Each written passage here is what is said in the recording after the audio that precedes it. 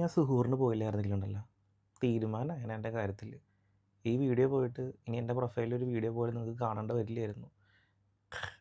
തട്ടിപ്പോയേനെ.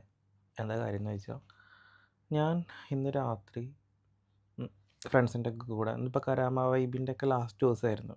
അപ്പോൾ ഫ്രണ്ട്സിൻ്റെ ഒക്കെ കൂടെ പുറത്ത് പോയി ഭക്ഷണമൊക്കെ കഴിച്ച്, ഇപ്പോൾ തലശ്ശേരി റെസ്റ്റോറൻറ്റിലൊക്കെ പോയി സുഹൂർ കഴിച്ചിട്ട് ഒരു 3:30 ആയപ്പോൾ റൂമിൽ കയറി. ഡോറ് ഓപ്പൺ ചെയ്ത്, എൻ്റെ ഒരു പാർട്ടീഷൻ റൂമാണ്, വേറെ കുറച്ച് ഫാമിലീസൊക്കെ ഉണ്ട്. അപ്പോൾ കിച്ചൺ കോമൺ കിച്ചൺ ആയതുകൊണ്ട് എല്ലാവരും യൂസ് ചെയ്യും. ഞാൻ ഡോറ് തുറന്നതും ഫുൾ ഗ്യാസിൻ്റെ സ്മെല്ല്. ഗ്യാസിൻ്റെ സ്മെല്ലെന്ന് പറഞ്ഞാൽ മൂക്കിൽ തുളഞ്ഞു കയറുന്ന സ്മെല്ല്. നമ്മൾ സിനിമയിലൊക്കെ കണ്ടിട്ടുണ്ടല്ലോ, ഗ്യാസ് തുറന്നിട്ട് ലൈറ്റ് ഓൺ ആകുമ്പോൾ ബ്ലാസ്റ്റ് ആവുന്നൊക്കെ. അറ്റ് ദ മൊമെൻറ്റ് എനിക്കറിയില്ലായിരുന്നു ഇപ്പോൾ ലേറ്റ് ഇട്ടാൽ ഇനിയിപ്പോൾ തീപിടുത്തമുണ്ടാവുമോ ഒന്നും അറിയില്ല. ഞാൻ എല്ലാവരുടെ ഡോർ നോക്ക് ചെയ്ത് അവർ പുറത്തേക്ക് നിർത്തിയിട്ട് ഞാൻ ലൈറ്റ് ഓൺ ആക്കാതെ തന്നെ കിച്ചണിൽ കയറി നോക്കിയപ്പോൾ ഒരു ഗ്യാസ് മൊത്തം ഓപ്പൺ ആക്കിയിട്ടേക്കുക.